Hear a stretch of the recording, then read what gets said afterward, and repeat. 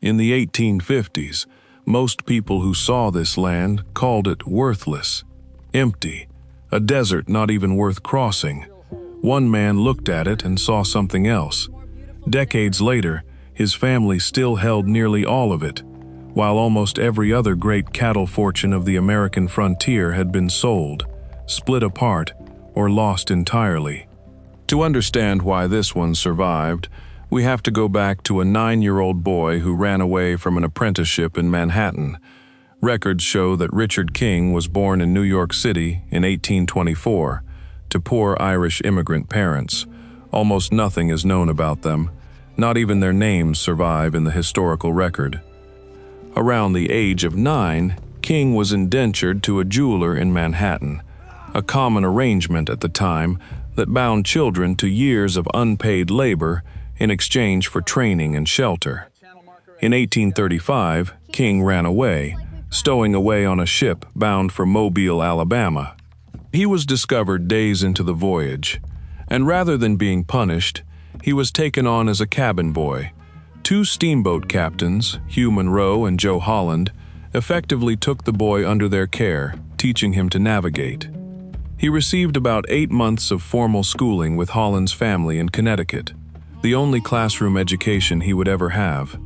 By 16, he was piloting steamboats himself. By his early 20s, he held a captain's license.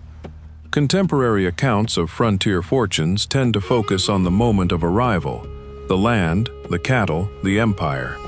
What they skip past is this: King spent more than a decade learning a completely different trade first. By the time he ever set foot on the land he'd become famous for, he already knew how to move goods, manage a crew, and read a river that could kill an inexperienced pilot in a season. In 1842, while serving in the Seminole War in Florida, King met a fellow riverman, Mifflin Kennedy, a friendship that would shape the rest of both their lives. When the United States went to war with Mexico in 1846, King found himself piloting steamboats loaded with soldiers and supplies along the Rio Grande, a river notorious among pilots for shifting sandbars and unpredictable currents, where a single miscalculation could ground a boat for days or wreck it outright. It was exacting, dangerous work, and King became known among Army officers as one of the most reliable pilots on the river. After the war ended, he reportedly bought a surplus military steamer for around $750 and, together with Kennedy, built what became close to a monopoly on riverboat trade along the lower Rio Grande. At their busiest, the 2 men operated dozens of vessels, hauling cotton, wool, merchandise, and passengers up and down the river, the backbone of commerce for the entire border region. It wasn't a smooth beginning. A drought in 1850 choked the river and slowed the business. 2 years later, King bought land on Padre Island that turned out to rest on a fraudulent title, a costly lesson that made him far more careful and far more reliant on lawyers in every land deal that followed. Later that same year, traveling to a fair in Corpus Christi, King crossed a stretch of land known locally as the Wild Horse Desert, more than 100 miles from the Rio Grande, empty of settlement, considered by most Texans to be good for nothing but wild mustangs. Along the way, he came across a stream shaded by mesquite trees, the Santa Gertrudis Creek, the first running water he'd seen in the crossing. At the time, nobody understood what this decision would create. Seen another way, King wasn't discovering something no one else had ever seen. Plenty of people had crossed that same desert. What he had, that most of them didn't, was steamboat capital sitting idle and ready to move the moment he recognized the value other people had missed. He struck an agreement, on the spot, with a Texas Ranger captain named Gideon Legs Lewis. King would provide the money, Lewis would provide the labor and the protection. On July 25, 1853, King purchased the 15,500-acre Rincon de Santa Gertrudis grant from the heirs of a Mexican landholder Juan Mendiola, for $300, under 2 cents an acre. He almost immediately sold Lewis half of it for $2,000.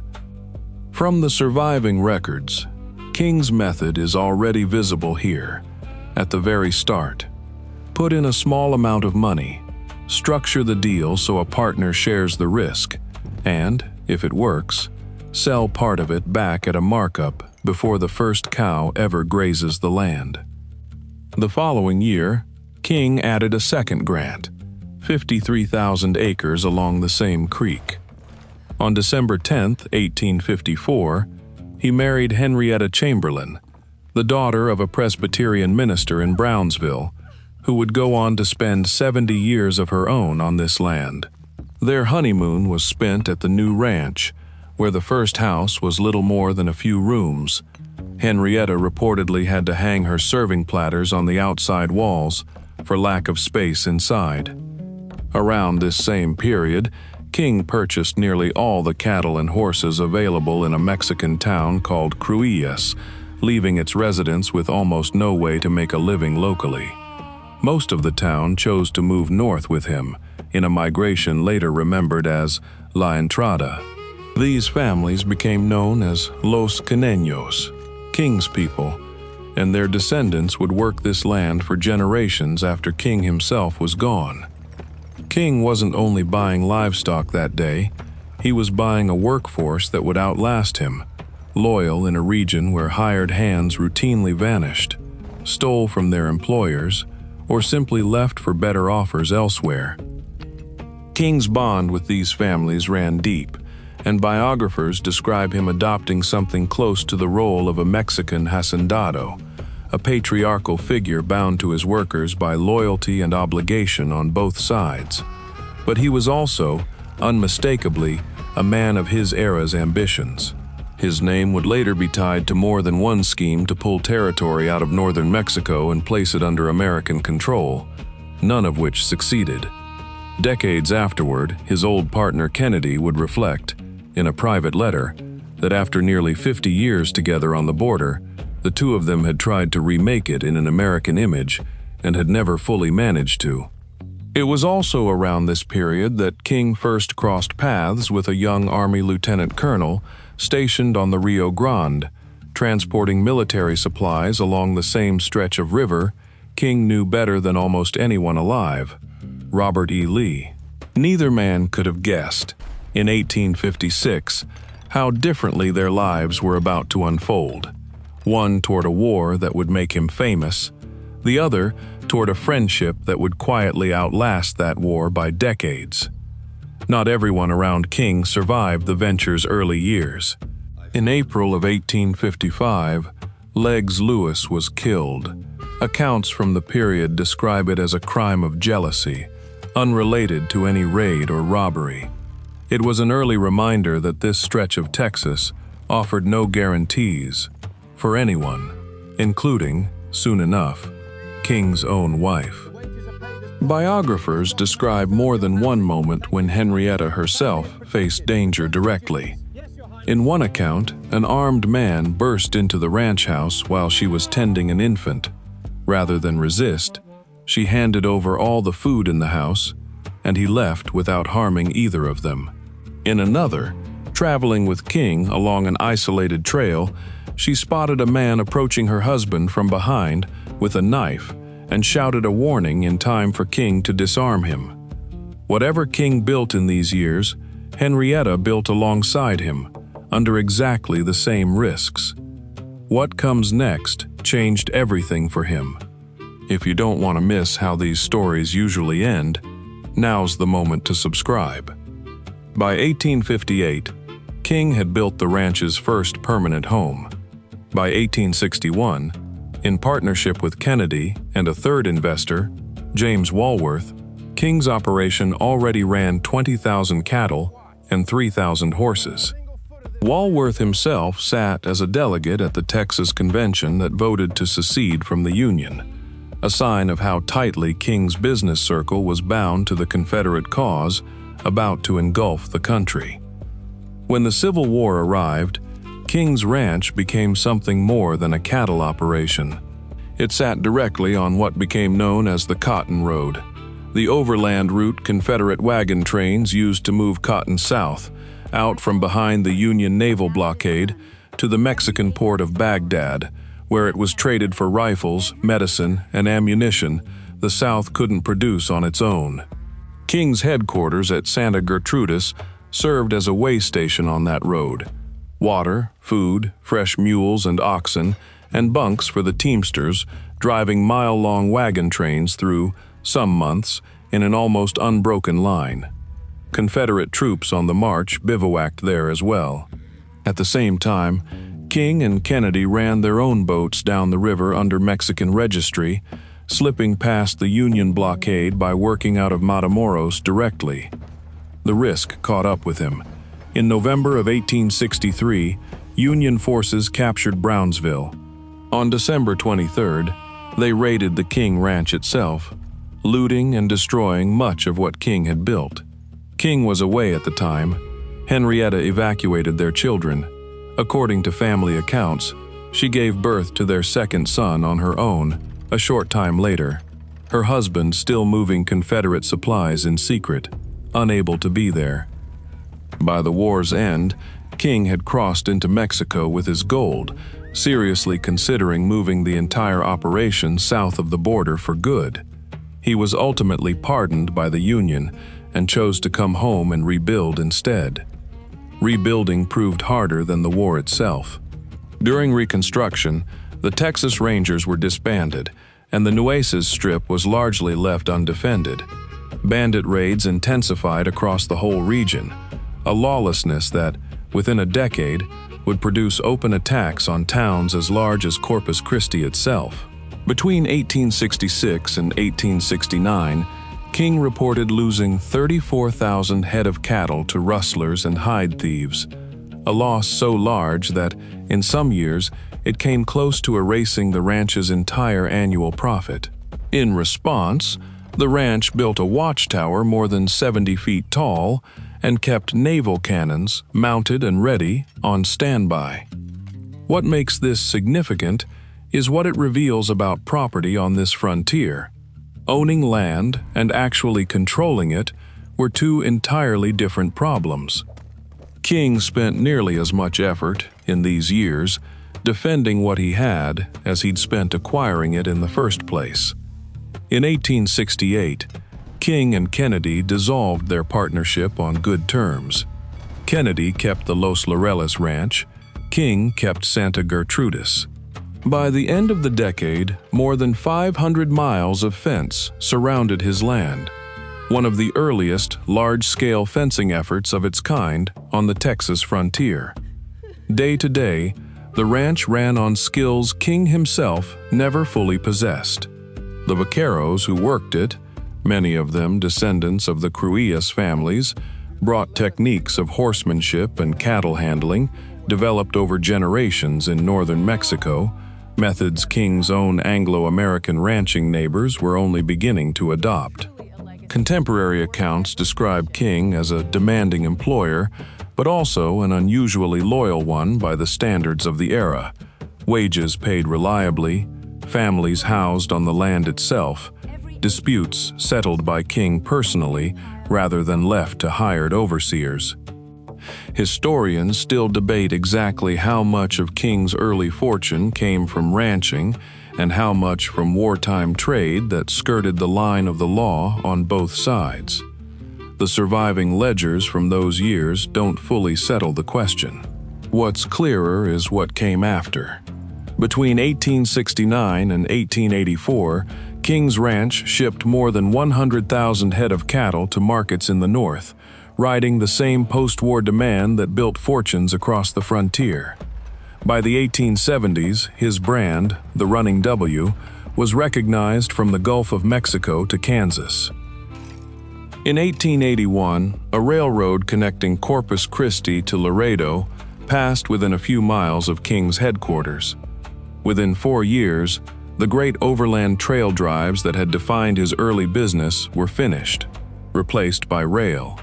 By then, what King had assembled was no longer a single ranch in any simple sense.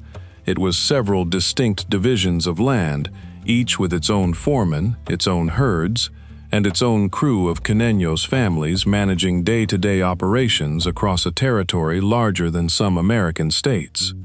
But the cost of the empire kept accumulating alongside its size. In 1883, King's 19-year-old son, Robert E. Lee King, died of pneumonia, the son King had been grooming to inherit everything. According to family tradition, it was around this time that King recalled advice once given to him, years earlier, by his old friend and namesake for that same son, Robert E. Lee: buy every acre of that desert he could, and never sell it.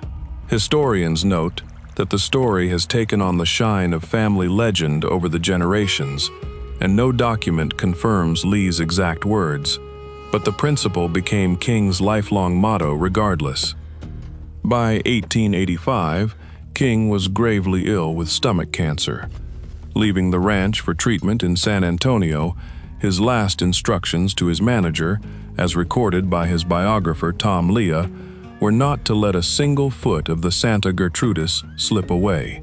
He died at the Menger Hotel on April 14, 1885, at the age of 60. At his death, the ranch spanned more than 600,000 acres and carried a debt of roughly $500,000. The fortune he'd built over 3 decades was, in that moment, still a gamble half settled. What tends to get left out of the legend is this: King didn't die a man free of risk. He died a man who had simply outrun his creditors for 30 years, betting, every time, that the next stretch of land was worth more than what he owed on the last one. It was Henrietta who paid off that debt. With the help of her son-in-law, Robert Clayburgh, she took full control of the ranch, kept every acre her husband had told her to keep, and kept buying more. She was, by every account, as demanding and unyielding as her husband had been. Those who worked the ranch said that when trouble came looking for the family, it was often easier to wait until King himself was around, since he, at least, could be bargained with. Under Henrietta's direction, in the following decades, the ranch would begin experimenting with new breeds of cattle suited to the harsh land, crossing hardier stock brought up from the south with established American breeds, searching for an animal that could survive the heat, drought, and ticks of South Texas better than anything then available. That work would eventually produce one of the first cattle breeds ever developed in the United States. The families of Los Kineños stayed on through it all, generation following generation, working the same land their grandparents had walked into as strangers, decades earlier. In 1904, Henrietta set aside a portion of the ranch for a new railroad town, naming it after the husband she'd buried nearly 20 years earlier. Kingsville grew up on land that had once been considered worthless desert, its streets laid out almost within sight of the original Santa Gertrudis headquarters. Henrietta died at Santa Gertrudis on March 31, 1925, 70 years almost to the season after her honeymoon on that same land. That year, Richard King's body was moved from its original resting place in San Antonio to lie beside hers, in the town that carried his name. What began as a stretch of land nobody wanted became, and remained, one piece, never sold off, never divided among strangers, never lost to the kind of collapse that ended so many other frontier fortunes of its era. The Desert King rode across as a young man was still there. So, decades later, was his family. That detail changes how historians read the whole story. Most frontier empires failed at the transition, the moment a founder died and left the business to someone else. King's fortune passed, instead, to a widow nobody had built the ranch to include, and it survived that transition better than the founder's own son might have managed it. Most great fortunes of the American frontier were built once and lost once. A single generation's rise and a single generation's fall. Richard King's story is stranger than that. It survived a war, a betrayal, a decade of theft, and the death of the son meant to carry it forward. And it held together anyway, because two people, in turn, refused to let it come apart. If stories like this, the ones that almost didn't make it and held on anyway, are worth remembering, subscribe. There are more of them waiting.